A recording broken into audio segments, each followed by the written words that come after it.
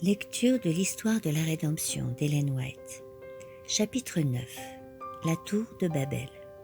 Ce chapitre est basé sur Genèse 11, 1 à 9. Certains des descendants de Noé commencèrent à se détourner de Dieu.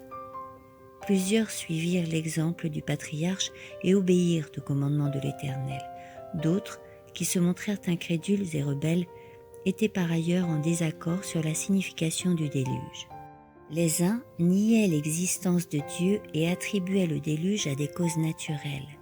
Les autres croyaient que Dieu avait détruit les antédiluviens par le déluge et ils se révoltaient contre lui à cause de cette extermination et parce que la terre avait été maudite pour la 3e fois par ce cataclysme. Les ennemis de Dieu se sentaient journellement condamnés par la bonne conduite et la vie sainte de ceux qui l'aimaient, lui obéissaient et le glorifiaient.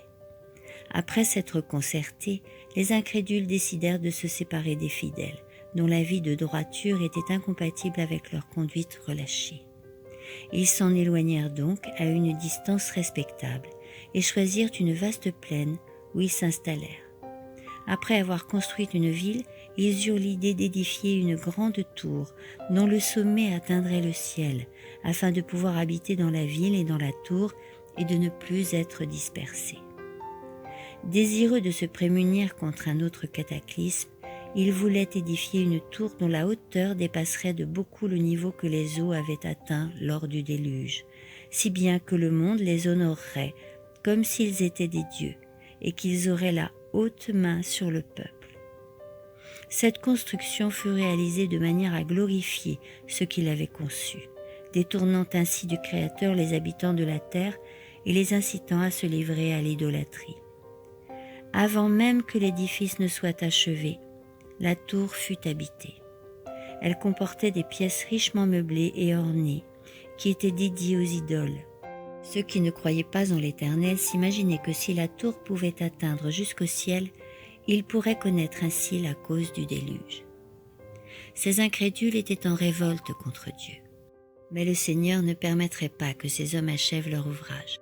La tour avait déjà atteint une hauteur impressionnante quand le Seigneur envoya 2 anges pour faire obstacle à leurs travaux.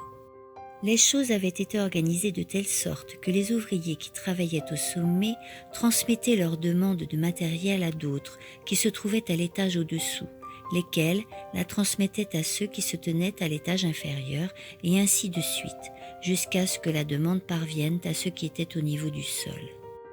Or, c'est au moment où ce genre de message était transmis d'un étage à l'autre que les anges confondirent leur langage, de sorte que, parvenus aux ouvriers qui étaient postés au sol, la demande ne correspondait pas du tout à celle qui avait été formulée par ceux qui étaient au sommet de l'édifice.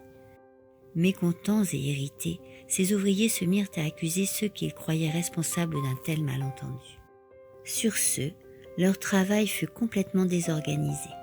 Furieux les uns contre les autres et incapables d'expliquer pourquoi ils n'arrivaient pas à se comprendre, ces hommes se séparèrent et se dispersèrent sur la face de la terre. Jusque-là, les humains n'avaient parlé qu'une seule et même langue. Finalement, pour manifester la colère divine, la foudre tomba sur le sommet de la tour et la précipita sur le sol. Ainsi, l'Éternel montra sa souveraineté à l'homme rebelle. Suite de l'histoire de la rédemption au chapitre 10 dans le prochain audio.